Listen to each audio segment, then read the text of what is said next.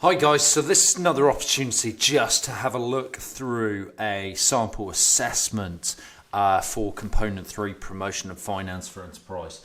So let's take a look at this. Now, we'll be looking at a number of answers for this paper as well a little later on in this video series. Right, so here's the case study material we've got here. Once again, we see it's a small business. This is focused on crafts, and this is particularly about candle making. So they also offer workshops, so it's not simply a question of just selling candles, okay? It's also about selling classes. Now, you've got this little bit of information. Remember to take your highlighter in so that you can go through that, and you want to keep coming back to this, certainly in the longer mark questions that you're referring to this key information. It's not like it's an online business, so it's got to use geographic market segmentation. So that's really important there. Now, we saw this with the other paper that we've looked at, where we've just got an outline of a activity, and then we've got these key sort of questions, almost like a mix and match, just to sort out there, worth 3 marks.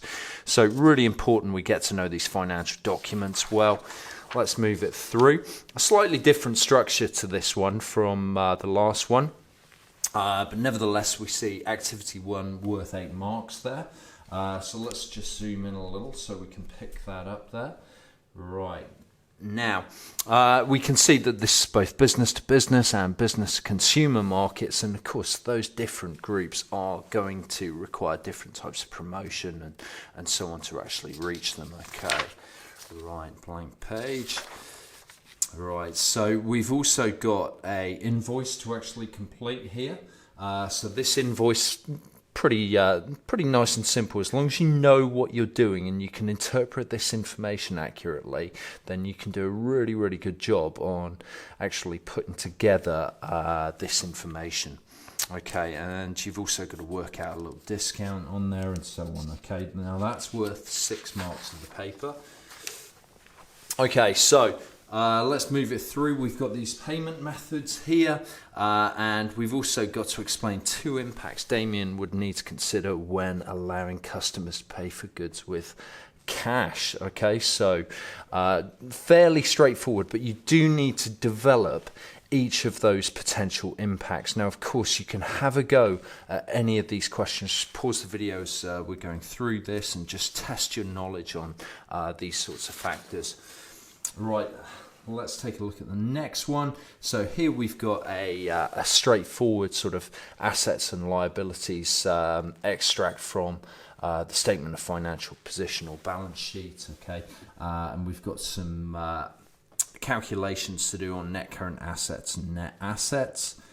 Okay, and now we can see we've also got some liquidity ratios to run through here. So the liquid capital ratio down here and the current ratio here. Now, of course, just remember that these calculations are actually provided for you. So that does make life a little easier there.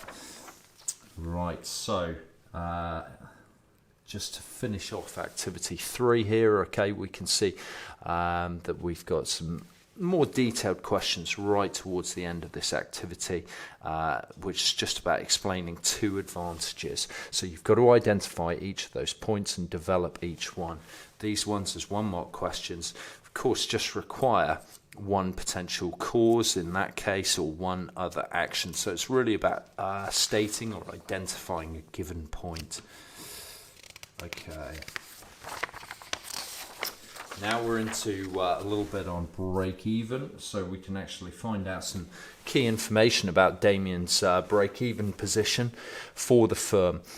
So we've got to be sure on how to actually identify these different lines on the break-even chart, which is total revenue, which is total cost, which is fixed cost.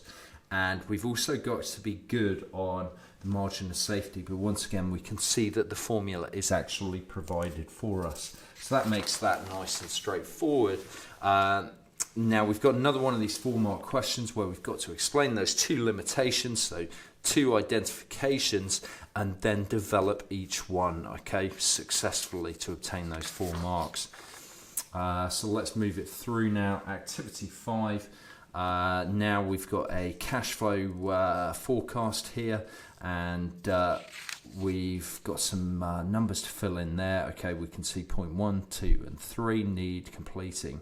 Have a go at that if you want to practice that. Right.